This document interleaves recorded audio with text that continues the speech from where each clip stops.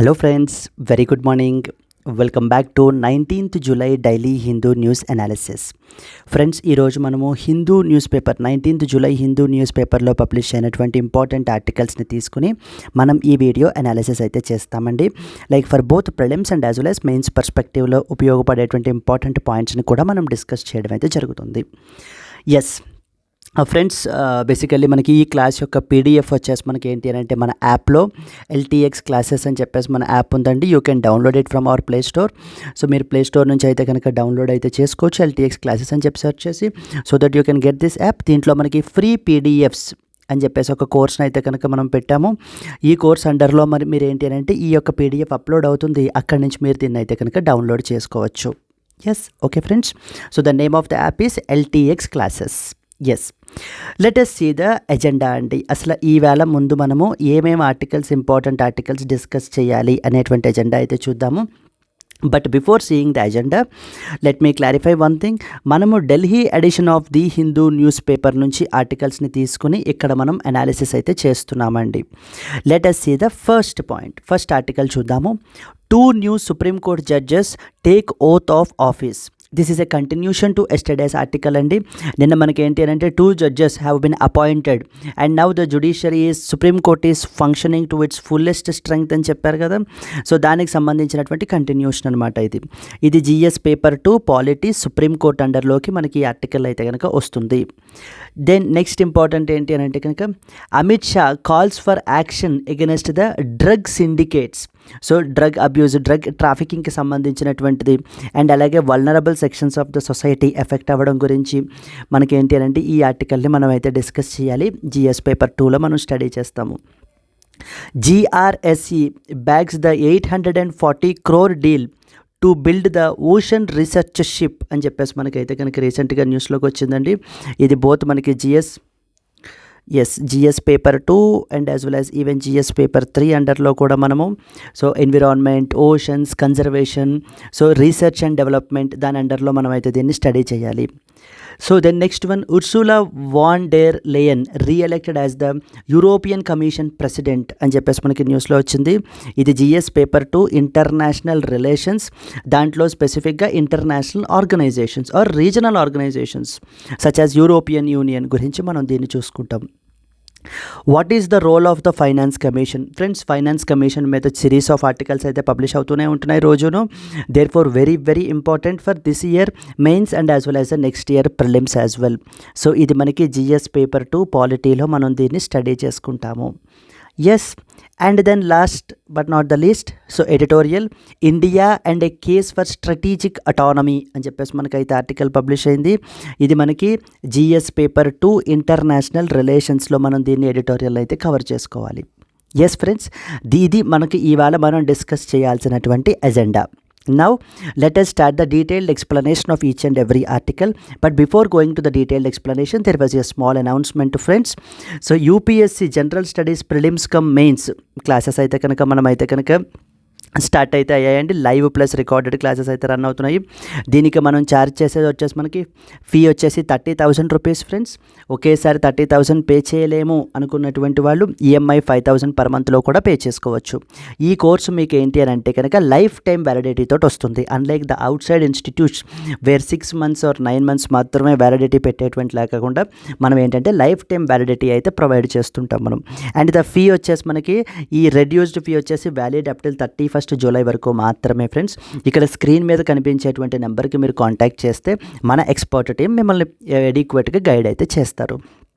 ఎవరెవరైతే like graduation complete అయిపోయి లేకపోతే working professionals still civil services చేయాలి అనేటువంటి ఇంట్రెస్ట్ ఉంటే కనుక, if you are a serious aspirant but if you don't have any direction, then definitely this will be the perfect destination for you అండి.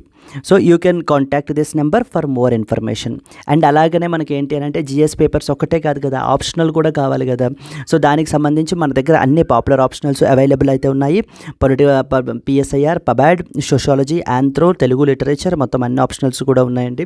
ఇది live plus recorded classes. ఇది కూడా మనకి దీనికి మనం ఛార్జ్ చేసేటువంటి ఫీ వచ్చేసి 30,000 rupees. But after discount we're providing it 22,500 రూపీస్కే మనం దీన్ని ప్రొవైడ్ చేస్తున్నాం. ఈ కోర్స్ కూడా మనకి ఇందాకట్లాగే లైఫ్ టైం వ్యాలిడిటీ తోటే వస్తుంది. And this fee is valid up till 31st July వరకు మాత్రమే వ్యాలిడ్ అండి. ఇక్కడ స్క్రీన్ మీద కనిపించేటువంటి నెంబర్కి మీరు కాల్ చేస్తే కనుక మన టీం మీకైతే హెల్ప్ చేస్తారు. ఖచ్చితంగా whatever your doubts you can ask our team. Yes, okay friends, so that's it is today's agenda. So point number 1, మనము ఢిల్లీ ఎడిషన్ ఆఫ్ హిందూ నుంచి ఆర్టికల్స్ని తీసుకుంటున్నాము. నెంబర్ 2, ఈ క్లాస్ యొక్క పీడిఎఫ్ ఏదైతే ఉంటుందో మన LTX క్లాసెస్ అనేటువంటి యాప్ మనకి ప్లేస్టోర్లో మీకు దొరుకుతుంది. సో అక్కడి నుంచి మీరు సెర్చ్ చేసి డౌన్లోడ్ చేసుకున్నట్లయితే యాప్లో మనము ఫ్రీ PDFs అనేటువంటి కోర్స్లో దీన్ని మనం అప్లోడ్ అయితే చేస్తున్నామండి. You can download it from there. So the first and foremost article, now let us start. 2 new Supreme Court judges take the oath of office. So ఇది మనకి ఎస్టర్డేస్ కంటిన్యూషన్ ఆర్టికల్ అండి. ఇది మనకి నిన్న వచ్చింది కదా. సో 2 న్యూ జడ్జెస్ అయితే కనుక అపాయింట్ అయ్యారు అని చెప్పేసి మనకి, సో దానికి సంబంధించి మనకి continuation article. Once they are appointed, so now they need to take the oath, right? So ఆ ఓత్కి సంబంధించి ఏంటి అని అంటే కనుక, it is the chief justice of India who is administering the oath of office to justices Koteshwar Singh and as well as Mahadevan as Supreme court judges. నిన్న మనం డీటెయిల్డ్గా సుప్రీం కోర్టు గురించి, ఇది హైయెస్ట్ కాన్స్టిట్యూషనల్ కోర్టు, ఫండమెంటల్ రైట్స్ని ప్రొటెక్ట్ చేస్తుంది అనే points అన్నీ మనం డిస్కస్ చేశామండి. ఒకవేళ ఇది మీరు ఇదే ఫస్ట్ వీడియో అయితే కనుక దయచేసి ఎస్టర్డేస్ వీడియో కూడా ఒకసారి మీరు చూసినట్లయితే కనుక ఈ ఆర్టికల్కి సంబంధించి మీకు ఇంకా అడిషనల్ పాయింట్స్ కూడా మనం అయితే అక్కడ చెప్పడం జరిగింది. Please try to watch that particular video as well అండి. ఇక్కడ నేను ఇంకా మరి ఆ పాయింట్స్ మాట్లాడట్లేదు, ఇక్కడ మనం కొత్త పాయింట్స్ మాట్లాడుకోవాలి. ఇప్పుడు మనకి ఇవాళ కాన్సెప్ట్ ఏంటి, మనకి సుప్రీం కోర్ట్ జడ్జెస్ యొక్క ఓత్ ఏంటి, ఓత్ ఎలా తీసుకుంటారు, ఎవరు అడ్మినిస్టర్ చేస్తారు అనేటువంటిది చూడండి. A person appointed as a judge of the supreme Court before entering his office has to make and subscribe the oath or affirmation, అంటే ప్రమాణ స్వీకారం అండి. So okay, or some person before the president of India. So the oath or affirmation have to be subscribed by that particular person before the president of India, or in case if the president is not available or some other person appointed by him for this particular purpose.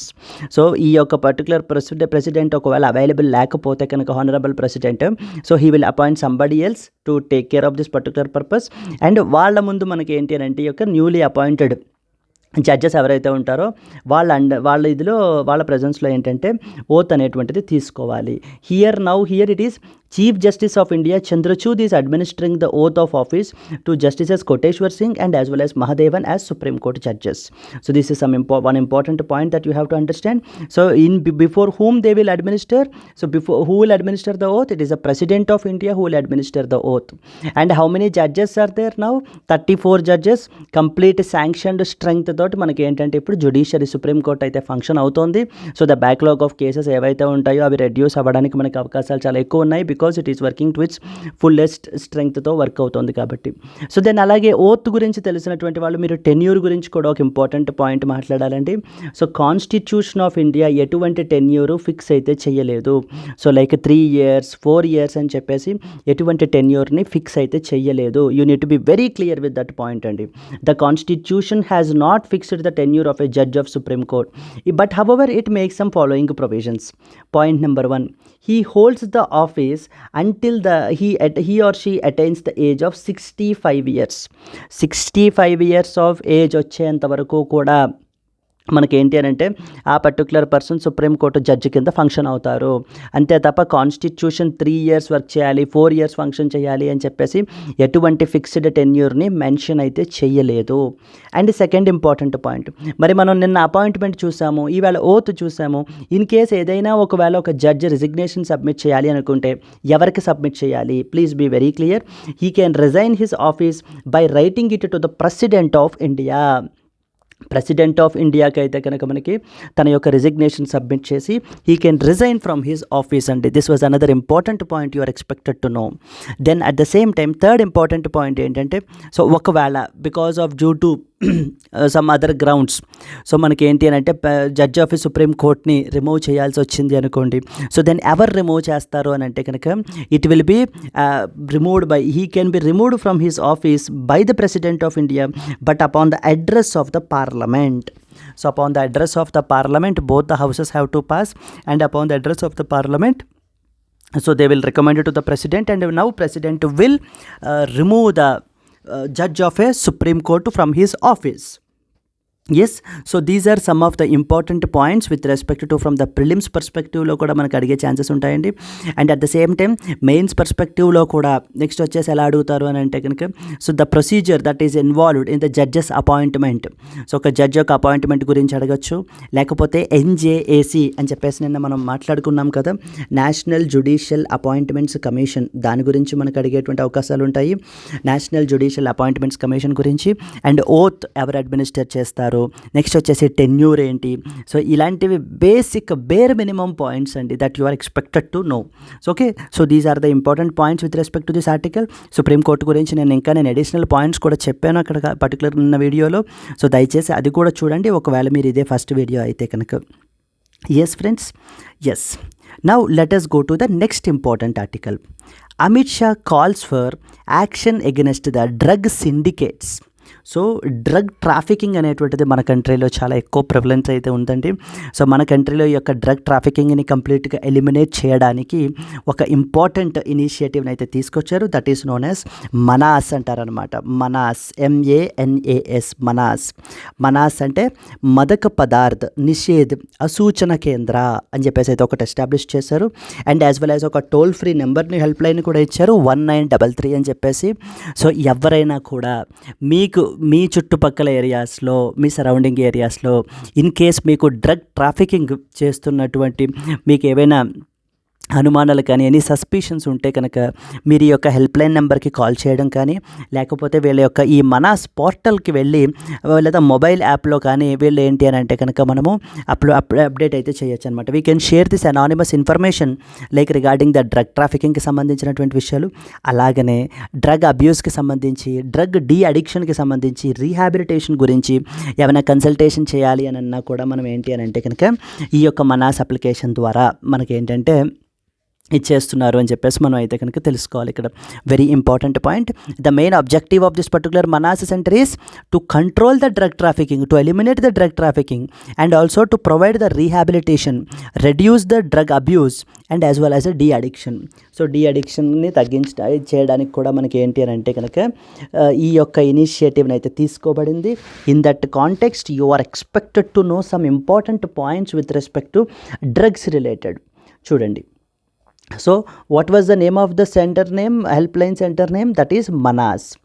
Union Home Minister has launched a toll-free number that is known as 1933, which is called as Manas Madaka Padarth Nishedh Asuchana Kendra, which is a web portal and also a mobile app kuda manakaithe deeniki launch aithe chesarandi for the citizens to connect round the clock with an important organization which is combating the drug trafficking in our country is Narcotics Control Bureau. Very very important organization. So from the drugs trafficking related, fighting the drug trafficking కి సంబంధించి. So okay, then through this platform ఏమేం చేయొచ్చు? One can share anonymous information about the drug peddling, trafficking, or even they can have a consultation as well related to the issues such as drug abuse, de-addiction, and as well as rehabilitation. So rehabilitation కి సంబంధించి, drug అబ్యూస్కి సంబంధించి ఒకవేళ consultation చేయాలి అని అన్నా కూడా ఈ particular app ద్వారా, ఈ పర్టికులర్ వెబ్ పోర్టల్ ద్వారా చేయొచ్చు. And at the same time in case ఒకవేళ అనానిమస్ ఇన్ఫర్మేషన్ ఏదైనా డ్రగ్ ట్రాఫికింగ్ గురించి నార్కోటిక్స్ కంట్రోల్ బ్యూరో వాళ్ళకి ఇవ్వాలి అని అనుకుంటున్నా కూడా మనం ఏంటంటే ఈ పోర్టల్ ద్వారా మనం అయితే ఇవ్వచ్చు అనమాట information. So this is what is the initiative. So the Manas application దేనికి సంబంధించింది అని అడుగుతారు. So that first important point. Second important point వచ్చేసి ఏంటి మనకి, ఇది మెయిన్లీ సో దేనికి సంబంధించింది ఒక హెల్ప్ లైన్ నెంబర్ అయితే పెట్టారు. ఇది మనకి డ్రగ్ రిలేటెడ్, డ్రగ్ అబ్యూస్ని తగ్గించడానికి so government highlight the government's initiatives, highlight the government contributions, or దాని గురించి మీరు రాసేటప్పుడు లేదా మీరు మెయిన్స్ ఆన్సర్స్లో గవర్నమెంట్ ఇనిషియేటివ్స్ గురించి చెప్పేటప్పుడు మనం ఏంటి అని అంటే కనుక ఈ యొక్క మనాస్ అప్లికేషన్ కూడా మెన్షన్ చేస్తుంటే కనుక definitely that will be a value added point for you అవుతుంది. నౌ ఈ యొక్క డ్రగ్స్కి సంబంధించి ఆల్ ఓవర్ ద వరల్డ్ డ్రగ్స్ని కంట్రోల్ చేయడానికి మనకి ప్రపంచంలో కొన్ని ఇంపార్టెంట్ కన్వెన్షన్స్ ఉన్నాయండి. అవి మీరు ఖచ్చితంగా తెలుసుకోవాల్సినటువంటి కన్వెన్షన్స్ అనమాట. So let me show you the conventions. Global conventions. The following are the 3 international drug related treaties. So ఇంటర్నేషనల్గా మనకి mainly 3 drug related conventions treaties ఉన్నాయండి. సో ఈ 3 కన్వెన్షన్స్ కూడా డ్రగ్స్ని, డ్రగ్ ట్రేడ్ని, డ్రగ్ ట్రాఫికింగ్ని కంట్రోల్ చేయడానికి ఉన్నటువంటి కన్వెన్షన్స్ ఈ 3 కూడాను. దాంట్లో ఫస్ట్ ఇంపార్టెంట్ కన్వెన్షన్ పేరు వచ్చేసి single convention on narcotic drugs అంటారు. ఏంటి పేరు? Single convention on narcotic drugs. ఏం చేస్తుంది single convention on narcotic drugs? చూడండి, first point, the single convention on narcotic drugs 1961, it is also known as simply single convention 1961, or it is also known as 1961 convention or C61, అంటే convention 61 కదా, C61. ఇలా రకరకాల పేర్లు ఉన్నాయన్నమాట. UPSC can pick any of these particular names and ask you. So therefore అది single convention of narcotic drugs 1961 అన్నా, లేకపోతే సింపుల్గా సింగిల్ కన్వెన్షన్ అన్నా, లేకపోతే 1961 కన్వెన్షన్ అన్నా, లేకపోతే C61 అన్నా, ఇవన్నీ కూడా రకరకాల పేర్లు అనమాట ఇదే కన్వెన్షన్స్కి. It is a United Nations treaty that controls activities such as cultivation, production, supply and transportation of certain specific drugs. So వీళ్ళు ఏంటంటే కొంత స్పెసిఫిక్ డ్రగ్స్ని స్పెసిఫై చేస్తారు, వాటి యొక్క ప్రొడక్షన్ని, వాటి యొక్క కల్టివేషన్ని, వాటి యొక్క సప్లైని, ట్రాన్స్పోర్టేషన్ని, వాటిలన్నిటినీ కూడా కంప్లీట్లీ రెగ్యులేట్ చేస్తారనమాట. That is what this convention is all about. And it also laid down A system of regulations like for example licences, measures for the treatment, research. ఇప్పుడు కొన్ని డ్రగ్స్ మనకి రీసెర్చ్ పర్పస్కి ఉపయోగపడతాయి, కొన్ని డ్రగ్స్ మనకి treatment పర్పస్కి ఉపయోగపడతాయి. అలా వాటికి లైసెన్సెస్ ఇవి ఇవ్వాలన్నా కూడా మనకి ఏంటంటే ఈ కన్వెన్షన్ మనకి ఆ రెగ్యులేషన్స్ అన్నింటినీ కూడా ప్రిస్క్రైబ్ అయితే చేసింది. అండ్ ఈ కన్వెన్షన్ ఒక ఇంపార్టెంట్ ఆర్గనైజేషన్ని, బాడీని కూడా ఎస్టాబ్లిష్ చేసింది. That is known as international narcotics control board. International narcotics control board అనమాట. సో ఈ యొక్క బోర్డు మనకి ఏంటంటే లైసెన్సెస్ని ఇవి కూడా ఇవ్వటము, ఇవన్నీ కూడా చేస్తూ ఉంటారు. సో ద 3 ఇంపార్టెంట్ పాయింట్స్ ఏంటి, మనకి 3 కన్వెన్షన్స్ ఉన్నాయి, drug related conventions. First one వచ్చేసి single convention on narcotic Drugs. ఈ Single convention on narcotic Drugs మనకి 1961లో అయితే కనుక సైన్ చేశారండి. It is also known as Single convention 1961 convention or C61. It is a United Nations treaty which controls the activities such as cultivation, production, supply and transport of specific drugs. And at the same time it lays down a system of regulations like such as licenses, measures for the treatment, research purpose for the medical and as well as scientific uses. So medical and as well as scientific uses ఉన్నట్లయితే కనుక వాటికి సంబంధించి కూడా మనకి ఈ system అయితే కనుక regulate అయితే చేస్తుంది ఈ కన్వెన్షన్. అండ్ అలాగే it also established international narcotics control board అనేటువంటి బోర్డుని కూడా మనకి ఏంటంటే ఎస్టాబ్లిష్ చేయడం జరిగింది. ఎప్పుడు సైన్ చేశారు ఈ కన్వెన్షన్ని? అడాప్ట్ చేసుకుని 1961 and it was amended in the year 1972. So 1961లో మనకైతే అడాప్ట్ చేసుకోవడం జరిగిందండి, 1972లో సో దీన్ని అమెండ్ అయితే కనుక చేశారు. This is the first important convention that you are expected to know, known as Single convention on narcotic Drugs. అది అయిపోయాక సెకండ్ కన్వెన్షన్ పేరేంటి? The Convention on Psychotropic Substances 1971. First convention చెప్పేసాం, సింగిల్ కన్వెన్షన్ మాట్లాడాం. Second convention ఏంటి ఇప్పుడు? The Convention on Psychotropic Substances which is 1971లో దీన్ని sign చేశారు. వియన్నా, ఆస్ట్రియాలో అయితే సైన్ చేశారండి దీన్ని. ఇది మనకి ఏంటి అని అంటే కనుక ఇంపార్టెంట్ సైకో యాక్టివ్ డ్రగ్స్, అంటే 1961 తర్వాత మరి ఆ కన్వెన్షన్ చేసిన తర్వాత కొత్తగా ప్రపంచంలోకి వచ్చినటువంటి ఇంపార్టెంట్ సైకో యాక్టివ్ డ్రగ్స్ ఏవైతే ఉన్నాయో మరి ఆ డ్రగ్స్ అన్నిటినీ కూడా మనకి సింగిల్ కన్వెన్షన్ ఆఫ్ 1961 అయితే రెగ్యులేట్ చేయలేదు. సో మళ్ళీ దాన్ని మనకి ఏంటి అని అంటే రెగ్యులేట్ చేయడానికి వాటిని స్పెసిఫిక్గా మరొక ఇంటర్నేషనల్ కన్వెన్షన్ చేశారు. దాని పేరే the Convention on Psychotropic Substances 1971 such as. So ఆ డ్రగ్స్ చూడండి, it is a United Nations treaty which is designed to control the psychoactive drugs such as amphetamine type stimulants, barbiturates etc. So ఇలా రకరకాల మనకి ఏంటంటే రకరకాల stimulants ఉంటాయి, అవన్నీ కూడా మనం ఏంటంటే ఈ కన్వెన్షన్ ద్వారా రెగ్యులేట్ చేస్తాము. ఇది మనకి వియన్నాలో అయితే సైన్ చేయబడింది 1971లో. ఫస్ట్ది సింగిల్ కన్వెన్షన్, సెకండ్ది Convention on Psychotropic Substances 1971, and finally third one the United Nations Convention Against Illicit Traffic in Narcotic Drugs and Psychotropic Substances Act 1988. Okay, this convention provides additional legal mechanisms for enforcing the 1961 and as well as 1971 convention. ఇందాక starting చెప్పిన single convention of 1961 and అలాగనే 1971 convention, వీటికి ఇంకా ఎడిషనల్గా వీటిని implement చేయడానికి ఇంకా complement చేసే విధంగా లీగల్ ఇది చేసే విధంగా మనకి ఏంటి అని అంటే కనుక లీగల్ మెకానిజమ్స్ని ప్రొవైడ్ చేసే విధంగా మరొక కన్వెన్షన్ అయితే తీసుకొచ్చారు. దట్ ఈస్ ఈ కన్వెన్షన్ అంతా కూడా మనకి ఏంటంటే ఇల్లిసిట్ ట్రాఫికింగ్ అనమాట. ఇల్లిసిట్ ట్రాఫిక్ గురించి క్లియర్గా మాట్లాడుతుంది. సో దాన్ని కంట్రోల్ చేసి ఎలిమినేట్ చేయడానికి అయితే ప్రయత్నిస్తారనమాట. This was the third convention, United Nations Convention against Illicit Traffic in Narcotic drugs and as well as Psychotropic Substances 1988. Then మరి 3 కన్వెన్షన్స్ ఉన్నాయి అని మాట్లాడుకున్నాము డ్రగ్ రిలేటెడ్గా. ఏవేంటి? సింగిల్ కన్వెన్షన్ ఆఫ్ 1961, సో రెండోది కన్వెన్షన్ ఆన్ సైకోట్రోపిక్ సబ్స్టెన్సెస్ 1971, మూడోది United Nations Convention against Illicit Traffic in Narcotic drugs and as well as Psychotropic Substances act 1988. అయితే India ఈ 3 కన్వెన్షన్స్ని మనం సైన్ చేసామండి. చూడండి, అదే పాయింట్ మనం ఇక్కడ రాసాం. India is a signatory to all the above 3 drug related treaties. So పైన మనం మాట్లాడుకున్నటువంటి 3 ట్రీటీస్కి కూడా ఇండియా అయితే సిగ్నేటరీనే. మరి ఈ యొక్క ట్రీటీస్ యొక్క ఆబ్లిగేషన్స్ని ఫుల్ఫిల్ చేయడానికి మన కంట్రీలో ఒక ఇంపార్టెంట్ బాడీని ఎస్టాబ్లిష్ చేశాము. దాని పేరే నార్కోటిక్స్ కంట్రోల్ బ్యూరో. ఓకే, ఈ యొక్క 3 కన్వెన్షన్స్ని ఇంప్లిమెంట్ చేయడానికి మన కంట్రీలో ఒక యాక్ట్ చేసాము. That is known as NDPS అంటారనమాట. NDPS అంటే narcotic drugs and psychotropic Substances act 1985. Narcotic drugs and psychotropic Substances act 1985 అనేటువంటి ఒక పర్టికులర్ యాక్ట్ని అయితే మనం చేయడం జరిగింది. సో దాని ద్వారా మనకి ఏంటంటే నార్కోటిక్స్ కంట్రోల్ బ్యూరోని ఎస్టాబ్లిష్ చేశాము. ఈ లా అండ్ ఈ బాడీని ఎందుకు మనం పెట్టాము? To fulfil the India's obligations under these 3 conventions to which India is a signatory.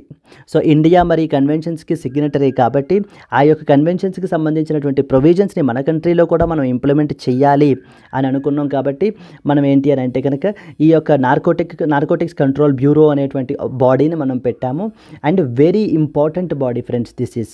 చూడండి, the first point, Narcotic Control Bureau is a law enforcement and the intelligence agency under the Ministry of Home Affairs Government of India.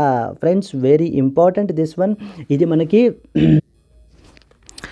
So it comes under which ministry అండి? Ministry of Home Affairs అండర్లోకి వస్తుంది. ఇక్కడ మిమ్మల్ని ఇక్కడ ట్రాప్లో ఇచ్చేస్తారనమాట. ఇక్కడ ministry అయితే change చేసేస్తారు. లైక్ ఫర్ ఎగ్జాంపుల్ ఇది మనకి ministry of chemicals and fertilizers, ministry of social justice and empowerment అలా వస్తుందని చెప్తారు. బట్ నార్కోటిక్స్ కంట్రోల్ బ్యూరో అనేటువంటిది మన కంట్రీలో central law enforcement and intelligence agency under the Ministry of Home affairs. వీళ్ళ యొక్క పర్పస్ ఏంటి? టు కాంబాట్ అంటే to fight the drug trafficking and the usage of illegal substances under the provisions of an important act called as narcotic drugs and psychotropic Substances act 1985. దీన్ని సింపుల్గా NDPS act అంటారండి. NDPS act అంటే కనుక narcotic drugs and psychotropic Substances act 1985. ఈ యాక్ట్ని ఎవరు implement చేస్తారు? మనకి Narcotics Control Bureau వాళ్ళు ఇంప్లిమెంట్ చేస్తారు. నార్కోటిక్స్ కంట్రోల్ బ్యూరో ఏ మినిస్ట్రీ అండర్లోకి వస్తుంది? It comes under Ministry of Home Affairs అండర్లోకి వస్తుంది. అంతే తప్ప అది Ministry of social justice and ఎంపవర్మెంట్లోకి రాదు. అండ్ అలాగనే Ministry of chemicals and Fertilisers లేకపోతే ఇంకేదైనా మినిస్ట్రీ ఆఫ్ డిఫెన్స్ వేటిల్లోకి రాదండి. దెన్ ఇందాక చెప్పాను కదా, this law seeks to fulfil the India's obligations which are related to this particular treaty. India's obligations related to the above చెప్పినటువంటి ట్రీటీస్ని fulfil చేయటానికి మనకి ఈ యొక్క లాని నెక్స్ట్ వచ్చేసి ఏంటి అని అంటే కనుక ఈ యొక్క కన్వెన్షన్స్ ఈ యొక్క బాడీని మనకైతే ఎస్టాబ్లిష్ చేయబడడం జరిగింది. ఒక్కసారి రివిజన్ చేసేస్తే మనకు అయిపోతుంది. ఇప్పుడు ఎందుకు రీసెంట్గా ఇదంతా దీని గురించి మనం మాట్లాడుకుంటున్నాము? So union home minister Amit Shah has recently come up with a very important application called as Manas అని చెప్పేసి ఒక హెల్ప్ లైన్ సెంటర్ని అయితే తీసుకుని రావడం జరిగింది. ఈ యొక్క హెల్ప్ లైన్ సెంటర్ యొక్క పర్పస్ ఏంటి అని అంటే కనుక సో ఎవరైనా కూడా అనానిమస్గా డ్రగ్ పెడ్లింగ్ గురించి కానీ డ్రగ్ ట్రాఫికింగ్ గురించి కానీ ఎటువంటి ఇన్ఫర్మేషన్ అయినా కూడా గవర్నమెంట్కి ఇవ్వాలి అని అనుకుంటే కనుక ఈ యొక్క ప్లాట్ఫారం ద్వారా అయితే కనుక వాళ్ళు ఇవ్వచ్చు. 24/7 వాళ్ళు ఏంటి అని అంటే కనుక నార్కోటిక్స్ కంట్రోల్ బ్యూరోకి కనెక్ట్ అయ్యి ఉండొచ్చు ఈ యాప్ ద్వారా. And as well as at the same time ఎవరైనా కూడా ఈ యొక్క డ్రగ్ అబ్యూస్ గురించి లేకపోతే రీహాబిలిటేషన్ గురించి కన్సల్టేషన్ కావాలి అని అనుకున్నా కూడా మనకి ద గవర్నమెంట్ అయితే ఈ ప్లాట్ఫామ్ని అయితే ప్రొవైడ్ చేస్తుందండి. This you can write as one of the applications of e governance as well కూడా మనం ఏంటంటే దీంట్లో అయితే మనం మెన్షన్ అయితే చేయొచ్చు. మీరు జిఎస్ పేపర్ 2 మెయిన్స్ పేపర్లో దీని గురించి అయితే కనుక మెన్షన్ చేయొచ్చు. మరి డ్రగ్ రిలేటెడ్ గురించి మనం మాట్లాడుకున్నాం కాబట్టి డ్రగ్ రిలేటెడ్గా 3 ఇంటర్నేషనల్ గ్లోబల్ కన్వెన్షన్స్ ఏమేమి ఉన్నాయో చూసాం. ఫస్ట్ వన్ వచ్చేసి ఏంటి, సింగిల్ కన్వెన్షన్ ఆఫ్ 1961. సెకండ్ది వచ్చేసి ఏంటి, convention on Psychotropic substances act 1971. And third one వచ్చేసి ఏంటి, illicit drug and as well as trafficking 1988. ఈ 3 కన్వెన్షన్స్ మనకి ఏంటంటే ఇంటర్నేషనల్ డ్రగ్ రిలేటెడ్ ట్రీటీస్ అంటారు. ఎవరైనా కూడా మిమ్మల్ని అడిగినప్పుడు ఇమీడియట్గా ఈ త్రీ కన్వెన్షన్స్ గురించి మీరు చెప్పగలగాలి. And at the same time whether India is a signatory to all these 3 conventions అంటే ఎస్ అబ్సల్యూట్లీ అండి, India is a signatory to all these 3 conventions. And in order to fulfil the obligations under this particular convention మనం ఏం చేసాము, NDPS అంటే narcotic drugs and psychotropic substances act 1985 అని చెప్పేసి మనం తీసుకురావడం జరిగింది. తద్వారా మనం ఒక ఇంపార్టెంట్ బాడీని కూడా కన్స్టిట్యూట్ చేసాం. దాని పేరేంటి, Narcotics Control Bureau. Yes absolutely correct అండి. Narcotics Control Bureau is a statutory body, parliament యొక్క లా ద్వారా క్రియేట్ చేయబడింది. And it comes under the Ministry of Home Affairs. Its main objective is to combat and fight the drug ట్రాఫికింగ్ని combat చేయటము. ఈ particular body యొక్క main objective. And at the same time మనకి ఏంటి అని అంటే కనుక ట్రీటీ ఆబ్లిగేషన్స్ ఏవైతే ఉన్నాయో వాటన్నిటిని ఫుల్ఫిల్ చేయటము. Another important obligation on the Narcotics Control Bureau. These are the 2 important points. We have talked about 2 important articles and like first one we talked about the oath of the Supreme Court judges, and thereby we also talked about the tenure also. And yesterday's video lo nenu ఇంకా few points కూడా మనం మాట్లాడాము, దయచేసి ఆ video కూడా చూడండి. And this was a second article is related to drugs related thing. Manas application ఏంటి, international conventions ఏవేంటి, నార్కోటిక్స్ కంట్రోల్ బ్యూరో ఏంటి, important points associated with Narcotics Control Bureau. ఇవన్నీ కూడా మనం అయితే డిస్కస్ చేయడం జరిగింది. Now let us go to the third important article, that is known as GRSE bags the 840 crore deal to build the ocean research ship. Okay, మన కంట్రీలో మనకి we have an important body called as GRSE అంటారండి. GRSE అంటే అర్థం ఏంటంటే garden Reach Ship Builders and Engineers limited. Garden Reach Ship Builders and as well as Engineers limited. ఈ particular body మనకి కోల్కతాలో ఉంది. కోల్కతా వెస్ట్ బెంగాల్లో ఉందండి. ఈ బాడీ యొక్క మెయిన్ ఆబ్జెక్టివ్ వీళ్ళు ఏం చేస్తారు అని అంటే షిప్స్ని మ్యానుఫ్యాక్చర్ చేస్తూ ఉంటారు వీళ్ళు. వీళ్ళు షిప్స్ని మ్యానుఫ్యాక్చర్ చేస్తూ ఉంటారు. అలాగే ఏమైనా షిప్స్ రిపేర్కి వస్తే వాటిలన్నిటిని కూడా చూస్తారు. బోత్ కమర్షియల్ షిప్స్ని హ్యాండిల్ చేస్తారు, అలాగే గవర్నమెంట్ రిలేటెడ్ కాంట్రాక్ట్స్ ఏమైనా ఉన్నా కూడా మనకి హ్యాండిల్ చేస్తారు వీళ్ళు. అండ్ మోస్ట్ ఇంపార్టెంట్లీ GRSE అనేటువంటిది ప్రైవేట్ కంపెనీ కాదండి, అది ఇనీషియల్గా ప్రైవేట్ కంపెనీ, బట్ దీన్ని నేషనలైజ్ చేసేసారు in the year 1960.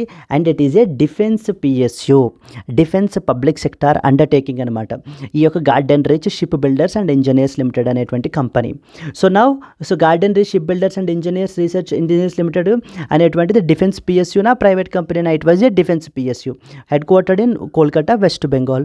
What is their main objective ఏంటి, వాళ్ళకు మెయిన్ టాస్క్ ఏంటి అని అంటే షిప్స్ని మ్యానుఫ్యాక్చర్ చేయటము, అండ్ అలాగే ఏమైనా ఎగ్జిస్టింగ్ షిప్స్కి ఏమైనా రిపేర్స్ వస్తే కనుక వాటిలన్నింటినీ కూడా చూడటము, ఇవన్నీ కూడా చేస్తారు వీళ్ళు.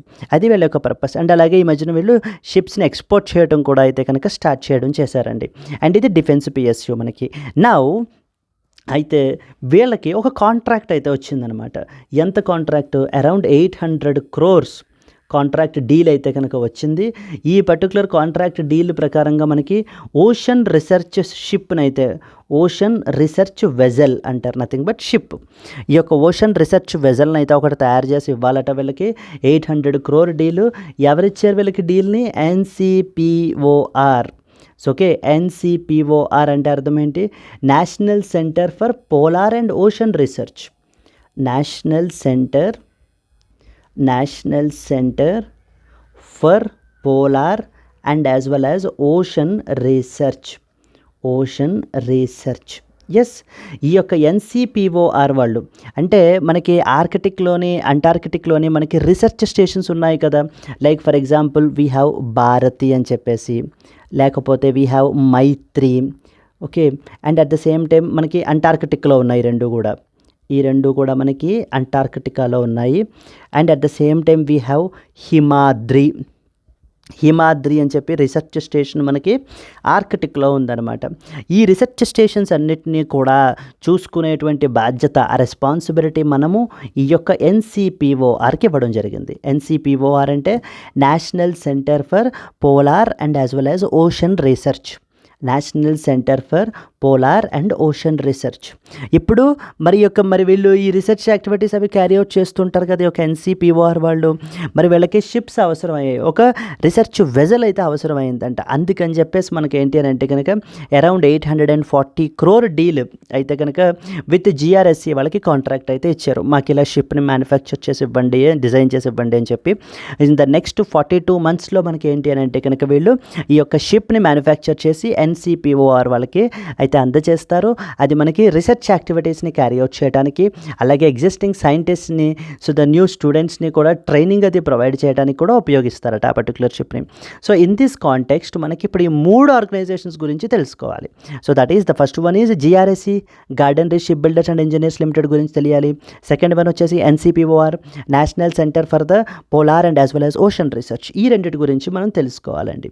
Now let us start with the first point. అదే నేను క్లియర్గా మనం రాసాము. ఫస్ట్ వన్ చూడండి, garden Reach Ship Builders and Engineers limited, GRSE అంటే అర్థం అది. So very first important point, ఇది ప్రైవేట్ కంపెనీ కాదు, ఇది ఒరిజినల్గా ప్రైవేట్ కంపెనీ ఇది ఫామ్ అయినప్పుడు, కానీ గవర్నమెంట్ దీన్ని నేషనలైజ్ చేసేసింది. It was a defence public sector undertaking అండి. నేను మళ్ళీ చెప్తున్నాను ఎందుకంటే ఇక్కడ కన్ఫ్యూజ్ చేస్తారు మనల్ని. Consider the following statements about GRSE అని చెప్పేసి అడుగుతూ ఉంటారు. Garden Reach Ship Builders and Engineers limited, so it is the India's leading private company అని అడుగుతూ ఉంటారు. లేదు, it was a defense public sector undertaking and it is one of the India's leading state owned shipyards which is located in the Kolkata, West Bengal లో ఉంది. ఇది మనకి 1884లో అయితే found చేశారండి. As a small privately owned కంపెనీగా అయితే చేశారు on the eastern bank of the Hooghly river. So Hooghly river మనకి ఒక వెస్ట్ బెంగాల్లో మనకి ఏంటంటే ఈస్టర్న్ బ్యాంక్లో మనకి బ్యాంక్ దగ్గర ఈ పర్టికులర్ కంపెనీని అయితే ఒరిజినల్గా స్టార్ట్ చేశారు. వీళ్ళ ఆబ్జెక్టివ్ ఏంటి, వీళ్ళ టాస్క్ ఏంటి, mainly it builds and repairs the commercial and as well as a naval vessels. So commercial and as well as a naval వెజల్స్ని కన్స్ట్రక్ట్ చేయటము, రిపేర్ చేయటము, ఇవి వీళ్ళ యొక్క మెయిన్ యాక్టివిటీస్. దీన్ని ఎప్పుడు నేషనలైజ్ చేశారు? It was nationalised in the year 1960లో మనకి దీన్ని నేషనలైజ్ అయితే చేయడం అయితే జరిగింది. ఇక్కడ చూడండి మీరు గవర్నమెంట్ GRSE వాళ్ళకి వెబ్సైట్ యొక్క నేను ఒక ఇది కూడా పెట్టాను, నేను ఇమేజ్ కూడా for your representation purpose. So మీరు ఫర్దర్గా దీని గురించి స్టడీ చేయాలంటే ఈ వెబ్సైట్కి వెళ్ళి మీరు స్టడీ చేయొచ్చు. So GRSE, Garden Reach Ship Builders and Engineers limited, A government of India undertaking ministry of defence. So the government of India undertaking ministry of defence అనమాట ఇది మనకి ఒక GRSE కంపెనీ వచ్చేసి మనకి. సో దెన్ అలాగనే the next important body ఏంటి మనకి, NCPOR. What is NCPOR? National centre for polar and as well as ocean research.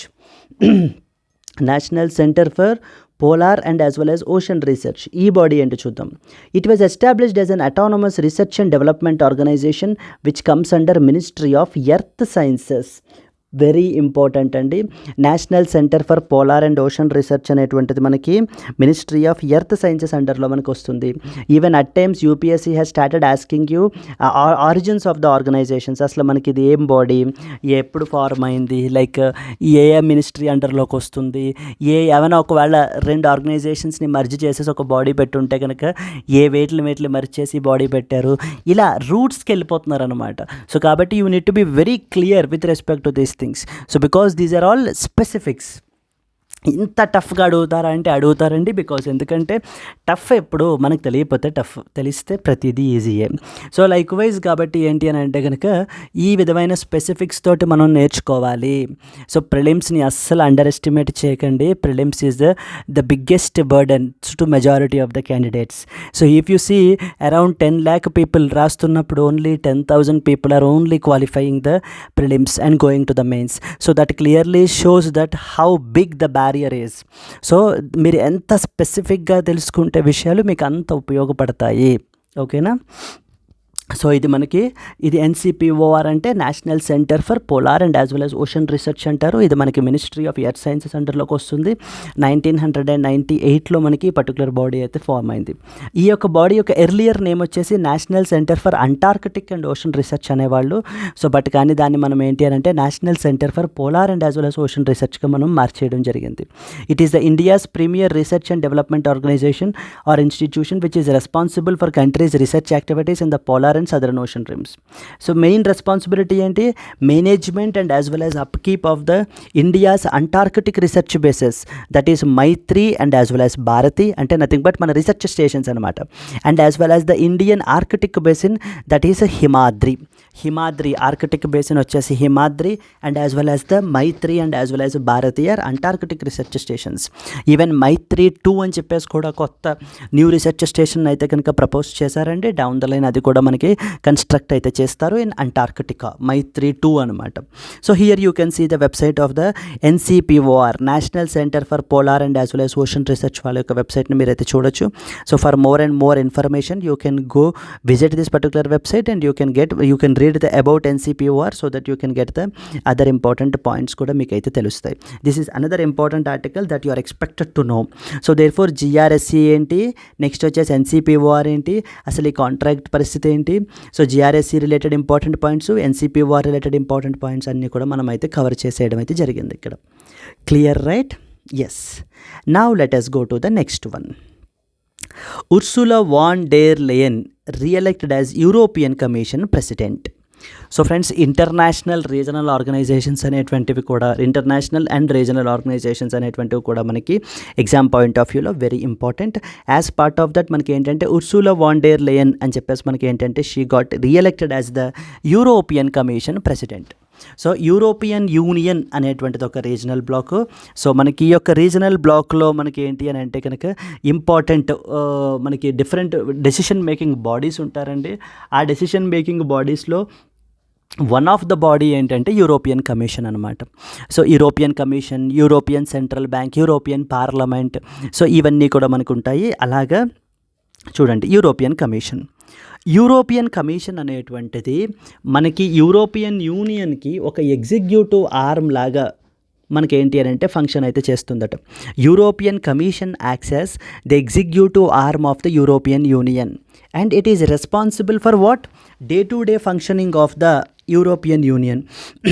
Day to day functioning of the European Union carry out చేయడానికి ఈ యొక్క European Commission అయితే function అయితే work అయితే చేస్తూ ఉంటుంది.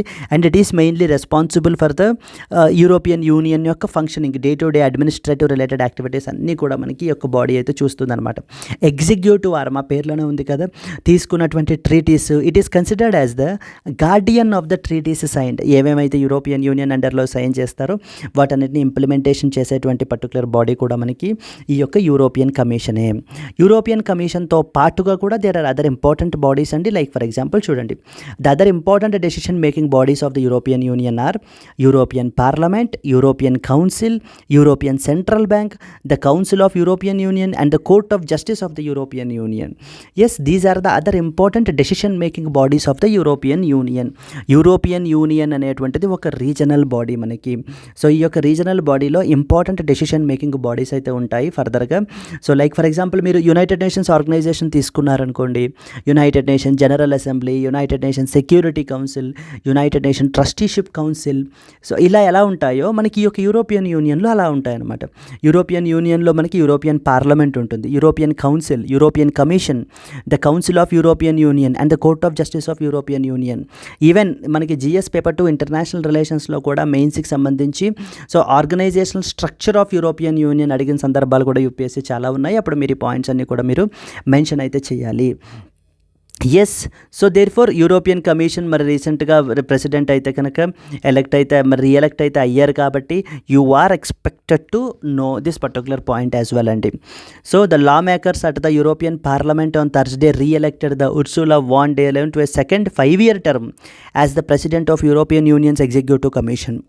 This re-election ensures the leadership continuity for the 27 nation bloc as it wrestles with crisis ranging from the Ukraine war to climate change and as well as migration.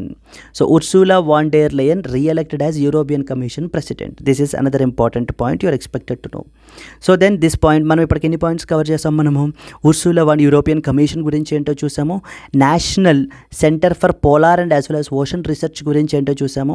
Then we talked about the GRSE Garden Reach and as well as Ship Builders and as well as Engineers Limited గురించి మనం మాట్లాడుకున్నాము. Then we talked about the another important thing ఏంటంటే drug related treaties ఏవేంటి అనేటువంటివి చూసాం మనం, like Narcotics Control Bureau ఏంటి, and 3 important conventions ఏవేంటి, 1988 కన్వెన్షన్, 1971 కన్వెన్షన్, 1961 కన్వెన్షన్ చూడడం జరిగింది.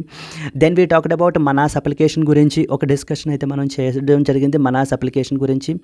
Then we talked about the tenure and as well as the the supreme court judges యొక్క ఓత్ ఎలా తీసుకుంటారు, ఎవరు అడ్మినిస్టర్ చేస్తారు, ఒకవేళ వాళ్ళు లేకపోతే ఎవరిని అపాయింట్ చేయొచ్చు, ఎవరినైనా కూడా అపాయింట్ చేయొచ్చు అనమాట. So this is the another important article. Yes friends, if we continue further, there was a small announcement, mentorship plus answer rating combo plan. మనకి ఏంటి అని అంటే కనుక మీకు ఒక dedicated mentorship and at the same time answer writing ప్రాక్టీస్కి మీకు ఏంటి అని అంటే సజెస్ట్ చేయడానికి మనకు ఒక ఇంపార్టెంట్ కాంబో ప్లాన్ కోర్స్ అయితే కనుక మనం లాంచ్ చేసామండి. ఇది మనకి directly taken by Suresh sir, our founder director of the LTX classes. So ఇది మనకి 6 months వ్యాలిడిటీ 10,000 రూపీస్ మనం ఛార్జ్ చేస్తున్నాం. దీనికి 1 year వ్యాలిడిటీ 15,000 రూపీస్ ఛార్జ్ చేస్తున్నాము. Life time validity 20,000 rupees charge చేస్తున్నాము. So this course is directly taken by Suresh sir, who is a founder director of LTX classes అండి. మన యొక్క యాప్ LTX క్లాసెస్ అయితే ఉంటుంది, మనకి ప్లే స్టోర్లో మీరు డౌన్లోడ్ చేసుకోవచ్చు. అండ్ మీకు ఇక్కడ ఉన్న స్క్రీన్ మీద కనిపించేటువంటి నెంబర్ని అయితే మీరు కాల్ చేస్తే కనుక మన యొక్క టీం మీకు ఇంకా ఈ పర్టికులర్ ప్లాన్ గురించి ఇంకేదైనా కోర్స్ గురించి ఇన్ఫర్మేషన్ అయినా కూడా మీకు అయితే చెప్తారు. Let's move forward. ఎస్, మనకి ఏంటంటే ఎక్స్ప్లెయినర్ పేజ్లో ఒక ఇంపార్టెంట్ ఆర్టికల్ అయితే పబ్లిష్ అయింది. What is the role of the finance commission అని చెప్పేసి మనకైతే ఒక ఇంపార్టెంట్ ఆర్టికల్ అయితే పబ్లిష్ అయింది. సో సిరీస్ ఆఫ్ డేస్ నుంచి మీరు చూస్తే లాస్ట్ కపుల్ ఆఫ్ డేస్ నుంచి ఫైనాన్స్ కమిషన్కి సంబంధించి చాలా ఇంపార్టెంట్ ఆర్టికల్స్ పబ్లిష్ అయితే అవుతున్నాయండి. దేర్ ఫోర్ ఖచ్చితంగా మనకి ఏంటి అని అంటే కనుక you can expect A question on finance commission, like UPSC 2024 మెయిన్స్లో అయినా, లేకపోతే UPSC 2025 ప్రిలిమ్స్లో అయినా కూడా మనకి ఏంటంటే ఒక క్వశ్చన్ అయితే ఖచ్చితంగా అయితే మనం ఎక్స్పెక్ట్ చేయొచ్చు. సో రీసెంట్గా ఇప్పుడు మనకి కన్స్టిట్యూట్ చేసిన కమిషన్ ఏంటి? 16th finance commission. ఈ 16th ఫైనాన్స్ కమిషన్కి మనం ఎవరిని హెడ్గా పెట్టడం జరిగింది? Arvind Panagariya. Arvind Panagariya has been appointed as the Panagariya. Okay, Arvind Panagariya has been appointed as the chairperson to the 16th finance commission అనమాట. ఈ యొక్క 16th ఫైనాన్స్ కమిషన్ అటువంటిది కాన్స్టిట్యూషనల్ బాడీయా? Yes, absolutely constitutional body. Under which article number 280 of the కాన్స్టిట్యూషన్లో మనకి ఈ యొక్క finance commission గురించి మెన్షన్ చేశారు. ఎవరు కన్స్టిట్యూట్ చేస్తారు? President of India will constitute the finance commission. So for every how many years? For every 5 years will be constituted. So 5 yearsే కాదు, ఇంతకు ముందు కన్స్టిట్యూట్ చేయాలన్నా కూడా మనకి చేయొచ్చు అనమాట. సో ఈ పాయింట్స్ని మనం రాస్తాం. Let us see some important points. So the finance commission is a constitutional body that recommends how the tax revenues collected by central government should be distributed among the center and as well as various states in the country. So it's a divisible pool అని చెప్పేసి ఉంటుందన్నమాట. మనకి central government ట్యాక్సెస్లో మనకి divisible pool అని ఉంటుంది. So ఎంత మనకి స్టేట్స్కి షేర్ అనేటువంటిది ఇవ్వాలి, షేర్ చేయాలి సెంట్రల్ గవర్నమెంట్ అనేటువంటిది మనకి ఫైనాన్స్ కమిషన్ అయితే రికమెండ్ అయితే చేస్తుంది, అంటే రికమెండేషన్స్ చేస్తుంది అనమాట. ఎంత percentage of the divisible pool మనము స్టేట్ గవర్నమెంట్స్కి షేర్ చేయాలి రెవెన్యూ అనేటువంటిది ఈ పర్టికులర్ ఫైనాన్స్ కమిషన్ యొక్క main task. So central government నుంచి స్టేట్ గవర్నమెంట్స్కి ఎంత షేర్ చేయాలి అనేటువంటి దాన్ని వర్టికల్ డెవల్యూషన్ అంటారు. అండ్ అలాగే విత్ ఇన్ ద స్టేట్స్ అయితే కనుక దాన్ని హారిజాంటల్ డెవల్యూషన్ అంటారు. Vertical devolution, horizontal devolution. చూడండి, ఫైనాన్స్ కమిషన్ ఏం చేస్తుంది? సెంట్రల్ గవర్నమెంట్ స్టేట్ గవర్నమెంట్స్కి ఎంత మనీని డివిజబుల్ పూల్ నుంచి ఎంత షేర్ చేయాలి అనేటువంటిది మనకి మెన్షన్ చేస్తారు. బట్ కానీ రికమెండ్ చేస్తారు అంతే. But are those recommendations binding on the government? Not at all. So that is the second point. Recommendations of the finance commission are not binding on the government. Very very important. And the third point ఏంటి అని అంటే కనుక finance commission అనేటువంటిది మనకి 5 yearsకి ఒకసారి constitute అయితే చేస్తారు. Finance commission ఒకటి 5 yearsకి ఒకసారి అయితే కనుక ప్రెసిడెంట్ ఆఫ్ ఇండియా కన్స్టిట్యూట్ చేయడం అయితే జరుగుతుందండి. ఫైనాన్స్ కమిషన్ అనేటువంటిది మనకి constitutional body. So how does the commission decides? It decides on 2 important things అండి. Like first one is horizontal and as well as vertical devolution. Vertical devolution అంటే ఏంటి? Centre నుంచి స్టేట్స్కి షేర్ అనేటువంటిది ఇవ్వడాన్ని మనకి వర్టికల్ డెవల్యూషన్ అంటారు. హారిజాంటల్ డెవల్యూషన్ అంటే among the స్టేట్స్ని మనం షేర్ చేయడానికి దాన్ని హారిజాంటల్ డెవల్యూషన్ అంటారు. లైక్ హారిజాంటల్ డెవల్యూషన్ మనం కొంత క్రైటీరియాని బేస్ చేసుకుని అయితే చెప్తాము. Like for example income levels, ఆ పర్టికులర్ స్టేట్లో ఇన్కమ్ లెవెల్స్ ఎలా ఉన్నాయి, ఆ స్టేట్ పాపులేషన్ ఎంత ఉంది, టోటల్ ఫెర్టిలిటీ ఎంత ఉంది, ఇలా కొన్ని మనం ఏంటంటే ట్యాక్స్ రిలేటెడ్ మెజర్స్ ఏం తీసుకున్నారు, ఇలా ఇవన్నీ కన్సిడర్ చేసి కొన్ని క్రైటీరియాని పెట్టుకుని ఆ పలానా స్టేట్కి ఎంత రెవెన్యూ అనేటువంటిది సెంట్రల్ ట్యాక్స్ పూల్లో మనం ఇవ్వాలి అనేటువంటిది ఫైనాన్స్ కమిషన్ అయితే రికమెండ్ అయితే చేస్తుంది. ఎస్, సో మీకు ఇప్పుడు అసలు ఫైనాన్స్ కమిషన్ అంటే ఏంటి, అసలు ఫైనాన్స్ కమిషన్ ఏమేమి యాక్టివిటీస్ అయితే చేస్తుంది అనేటువంటిది మనం చూసాము. సరే, మరి అంత బాగానే ఉన్నప్పుడు మరి is there any friction? So is there any conflict between centre and state governments over the finance commission? Yes, absolutely true అండి. ఎందుకంటే ఫస్ట్ అండ్ ఫార్మోస్ట్ చూడండి, central government it collects the major taxes like such as corporate tax, okay, companies నుంచి, income tax మీ individuals దగ్గర నుంచి, GST అందరి దగ్గర నుంచి, ఇండైరెక్ట్ ట్యాక్స్ కాబట్టి. While the states primarily rely on the taxes from the sale of goods such as liquor and the fuel and with that are beyond the ambit of GST. So ఒకవైపున central government మనకి corporate ట్యాక్స్ని, income ట్యాక్స్ని, జిఎస్టీని, so ఇలా ఇన్ని ట్యాక్సెస్ని collect చేసి revenue అనేటువంటిది పెంచుకుంటోంది. But at the same time states మాత్రం ఏంటి అని అంటే కనుక only the sale of goods such as liquor and as well as the fuel, ఏవైతే GST ambit outside the ambit ఉంటాయో వాటిల నుంచి మాత్రమే రెవెన్యూ అయితే వస్తుంది. కానీ చూసినట్లయితే స్కీమ్స్కి సంబంధించి ఏమైనా ఇంప్లిమెంట్ చేయాల్సి వస్తే states are more responsible for the many services to the citizens. Like for example health care provide చేయటము, ఎడ్యుకేషన్ ప్రొవైడ్ చేయటము, సో ద పోలీస్ అని ఎస్టాబ్లిష్మెంట్స్ని చూడటం, ఇవన్నీ చూసే బాధ్యత స్టేట్స్కి. ఇప్పుడు స్టేట్స్ ఆఫెన్ కంప్లైంట్ చేస్తున్నాయి అన్నమాట, మా యొక్క షేర్ ఆఫ్ స్టేట్స్ యొక్క షేర్ని కూడా, ట్యాక్స్ షేర్ని కూడా మనకి సెంట్రల్ గవర్నమెంట్ తీసేసుకుంటోంది.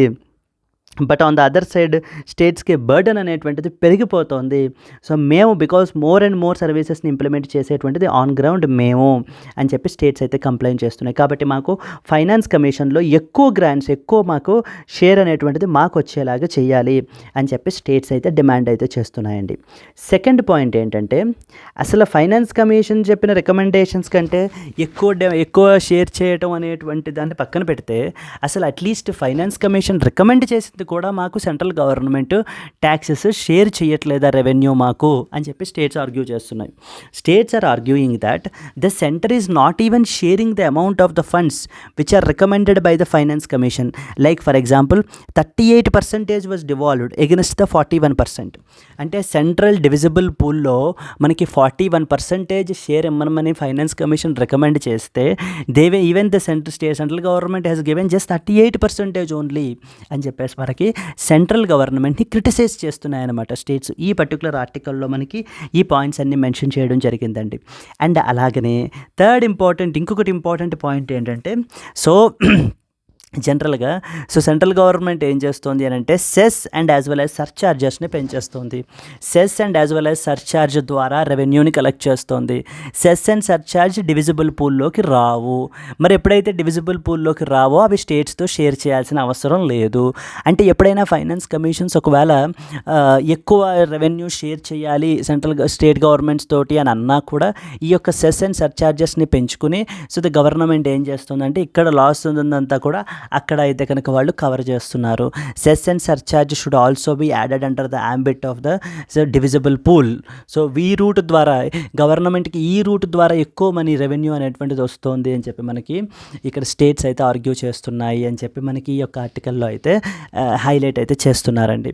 సో అసలు ఫైనాన్స్ కమిషన్ అంటే ఏంటి, ఫైనాన్స్ కమిషన్ ఎవరు కన్స్టిట్యూట్ చేస్తారు, ఎప్పుడు కన్స్టిట్యూట్ చేస్తారు, ఫైనాన్స్ కమిషన్ పర్పస్ ఏంటి, సో ఫైనాన్స్ కమిషన్ కన్స్టిట్యూట్ చేసిన తర్వాత ఏమేమి రికమెండ్ చేస్తుంది, are those recommendations binding on the government, and at the same time మనకి ఏంటి అని అంటే కనుక స్టేట్స్ ఎందుకు దెబ్బలాడుతున్నాయి, ఎందుకు గొడవ పెడుతున్నాయి, సో వాళ్ళకి ఎక్కువ రెవెన్యూ రావాలి మాకు, ఎందుకంటే మెజారిటీ ఆఫ్ ద సర్వీసెస్ మేము చేస్తున్నాము ఆన్ గ్రౌండ్, మా మీద అడిషనల్ బర్డెన్ పడుతుంది, సెంట్రల్ గవర్నమెంట్ ప్రొవైడ్ చేసేటువంటిది తక్కువ, సర్వీసెస్ ప్రొవైడ్ చేసేటువంటి తక్కువ, మరి అన్నప్పుడు అంత రెవెన్యూ అవసరం లేదు, సో స్టేట్స్ యొక్క షేర్ని పెంచండి అని చెప్పేసి స్టేట్ గవర్నమెంట్స్ అడుగుతున్నాయి. అట్లీస్ట్ ఫైనాన్స్ కమిషన్ అడిగి చెప్తున్నది కూడా ఇవ్వట్లేదు.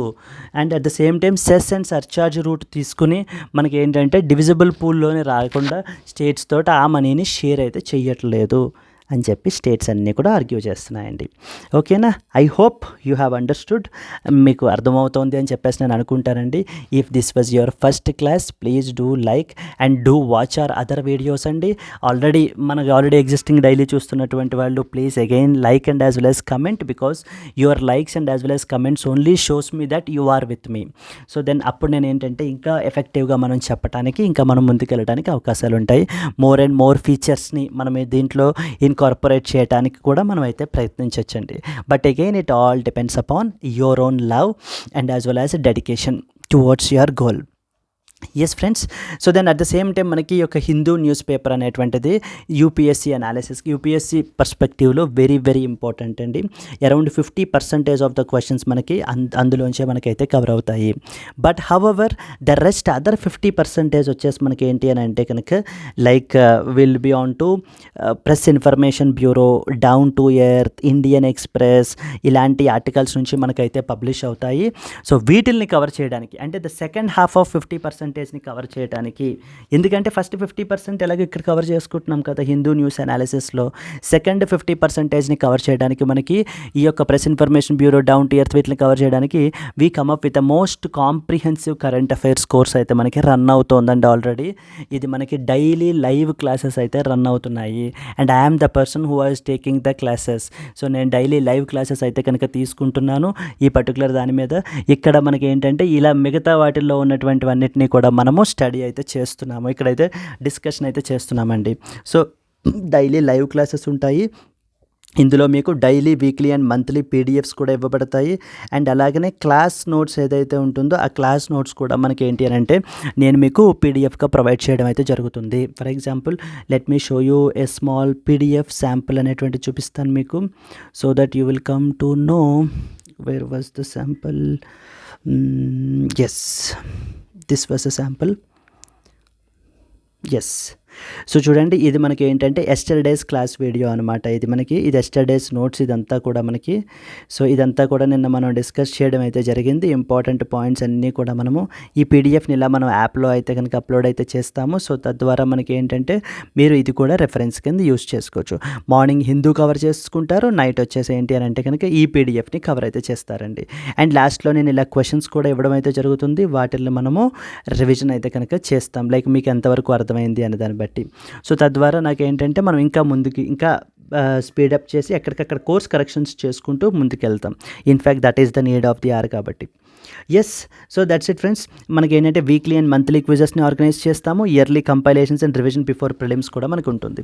అండ్ అలాగే దీనికి మనం ఛార్జ్ చేసేటువంటిది 10,000 రూపీస్ ఫ్రెండ్స్. మనకి దీనికి ఛార్జ్ చేసేటువంటి ఫీ వచ్చేసి, సో దీన్ని బట్టి కానీ మనం ఏంటి అని అంటే 50% ఆఫ్ ప్రొవైడ్ చేస్తూ, డిస్కౌంట్ ప్రొవైడ్ చేస్తూ మనం దీన్ని 5,000 రూపీస్కే ప్రొవైడ్ చేస్తున్నాము ఫ్రెండ్స్. ఈ 5,000 రూపీస్ పర్ మంత్ లేదా పర్ 3 months కాదు, it is for life time validity. మీరు ఒక్కసారి మాత్రమే 5,000 రూపీస్ పే చేస్తారు. So but you will be enjoying the benefits for the life time. అంటే మీరు యూపీఎస్సీ వరల్డ్లో ఉన్నంత కాలం మీరు ఏంటంటే ఈ యొక్క డైలీ లైవ్ క్లాసెస్ని, వీక్లీ మంత్లీ పీడిఎఫ్స్ని, వీటి యొక్క ఫెసిలిటీస్ని మీరు అయితే కనుక తీసుకోవచ్చు ఫ్రెండ్స్. ఇందులో మనము Press information bureau, down to earth, Indian Express ఈ ఆర్టికల్స్ అన్నీ కూడా కవర్ చేయబడతాయి. Yes, let us go to the next important thing. Okay. So, మనకి ఎన్‌సీఈఆర్‌టీ ఫౌండేషన్ కోర్స్ అని చెప్పేసి మనకి బిగినర్స్‌ని, ఎవరైతే బిగినర్స్ ఉంటారో వాళ్ళకి ఎన్‌సీఈఆర్‌టీస్ చదవడానికి ఇబ్బంది పడుతున్నటువంటి వాళ్ళకి ఎన్‌సీఈఆర్‌టీ ఫౌండేషన్ క్లాస్ 6th నుంచి 12th వరకు కూడా మనకి ఎన్‌సీఈఆర్‌టీస్ అన్నీ కూడా దీంట్లో కవర్ చేయబడతాయి. ఫీ వచ్చేసి మనకి దీనికి ₹10,000 ఇందాకట్లాగే ₹5,000 డిస్కౌంట్‌తో మనం అయితే ప్రొవైడ్ చేస్తున్నాము. ఇది మీకు లైఫ్ టైమ్ వ్యాలిడిటీ తోటి వస్తుందండి. ఇది కూడా ఇక్కడ ఉన్నటువంటి నెంబర్‌ని మీరు కాంటాక్ట్ చేసినట్లయితే మన యొక్క టీం మీకైతే కనుక ఎక్స్‌ప్లెయిన్ అయితే చేస్తారు క్లియర్‌గా. ఈ కోర్స్ రిలేటెడ్ ఫర్దర్ ఇన్ఫర్మేషన్ అంతటిని కూడా. Yes friends, that's it. Now it's the time to look into the editorial. India and a case for strategic autonomy అని చెప్పేసి ఒక ఇంపార్టెంట్ ఆర్టికల్ అయితే మనకి పబ్లిష్ అయ్యింది. సో ఈ పర్టికులర్ ఆర్టికల్ గురించి ఏంటి అని అంటే కనుక మనము ఇంపార్టెంట్ పాయింట్స్, కీ పాయింట్స్ ఏంటి అనేటువంటివి చదవాలి. Yes. So if you see this particular article, ఈ ఆర్టికల్ చూద్దామండి. India and a case for a strategic autonomy అని చెప్పి ఒక ఇంపార్టెంట్ ఆర్టికల్ అయితే పబ్లిష్ అయింది. సో దీన్ని జూమ్ చేద్దాము. సో దీంట్లో మనం రాసుకునేటువంటి ఇంపార్టెంట్ పాయింట్స్ అయితే అంతలా లేవు, కానీ ఇది ఒక స్టోరీ ఫార్మాట్లో అయితే ఉందండి మనకి. సో దీని గురించి ఏంటంటే మనం డైరెక్ట్లీ ఎక్స్ప్లెయిన్ చేసేయడం will be bit easy rather than writing the key points here. So okay, but మీకు వేటి మీదనే ఎక్కువ కాన్సన్ట్రేట్ చేయాలి అన్నది అయితే నేను చెప్తాను. ఇక్కడ డిస్కషన్ అంతా దేని గురించి అని అంటే కనుక, సో మీరు చూసినట్లయితే కనుక, మీరు మన క్లాసెస్ ఫాలో అవుతున్నట్లయినా లేదా న్యూస్ పేపర్ మీరు చదువుతున్నా కూడా ఏంటంటే, India and as well as Russia annual summit రీసెంట్గా India and as well as Russia 22nd annual summit అయితే మనకైతే రీసెంట్గా జరిగింది కదండి 2024లో. మనకి లాస్ట్ టైం 2021లో జరిగింది, మళ్ళీ 2023లో జరగాల్సింది జరగలేదు. 2024లో India and as well as Russia annual summit అయితే జరుగుతోంది ఒక పక్కన. ఎప్పుడు ఇది జూలైలో, July somewhere around 9th to 11th. Okay. So now Indian prime minister Narendra Modi has visited the Russia ఈ సమిట్ని అటెండ్ చేయడానికి. ఇంట్రెస్టింగ్లీ ఇదే టైంలో ఏంటి అని అంటే కనుక NATO, North Atlantic Treaty Organization, so ఈ యొక్క నాటో సమిట్ కూడా ఇదే టైంలో జరుగుతుంది అనమాట. ఇదే టైంలో జరుగుతోంది. సో జరుగుతూ వీళ్ళు రష్యాని ఏంటి అని అంటే కనుక ఇక్కడ క్రిటిసైజ్ చేస్తున్నారు. Like over Russia and as well as the Ukraine conflict. So Russia Ukraine మీద ఇన్వేషన్స్ చేస్తుంది అనే విషయం అందరికీ తెలుసు కదా. రష్యా యుక్రెయిన్ కాన్ఫ్లిక్ట్ మీదన సో వీళ్ళు ఏం చేస్తున్నారు అని అంటే కనుక దీన్ని ఇచ్చేస్తున్నారనమాట. రష్యాని అయితే క్రిటిసైజ్ అయితే చేస్తున్నారు. Yes friends, so this is the editorial. So okay, I hope you have understood. ఇంకొకసారి రివిజన్ చేయాలి అని అంటే కనుక, so India and as well as Russia 22nd annual summit 2024 and as well as at the same time NATO గురించి మనం మాట్లాడుకున్నాము. North Atlantic Treaty organisation అని చెప్పేసి మనం చెప్పడం జరిగింది. అండ్ యాజ్ వెల్ యాజ్ ఈ యొక్క సమిట్ గురించి అయితే నేను చెప్పాను, మనం మాట్లాడుకోవడం జరిగింది కదండి. ఎస్. సో స్ట్రాటజిక్ అటానమీ అంటే అర్థం ఏంటో మనం మాట్లాడుకున్నాము. Strategic autonomy is basically so maintaining your own. What is that strategic autonomy? So strategic autonomy basically means that you should have a will to take the decision and at the same time in your national interest and at the same time to implement it అనమాట. ఈ points అయితే కనుక మనం క్లియర్గా అయితే మనం రాసుకోవాలి. And now it's the time for today's question. So coming to today's question మనకి ఏంటి అని అంటే, consider the following statements about narcotics Control bureau. Point number 1, it is a constitutional body. Number 2, it works under the Ministry of Social Justice and as well as Empowerment. So options are, which of the above statements is or are correct statements? 1 only, 2 only, both 1 and 2 and as well as none of the above. If you know the answer, please comment it and at the same time if you have liked the video, please like it. Yes friends, let's meet again tomorrow. Until then, happy learning, all the best and bye bye.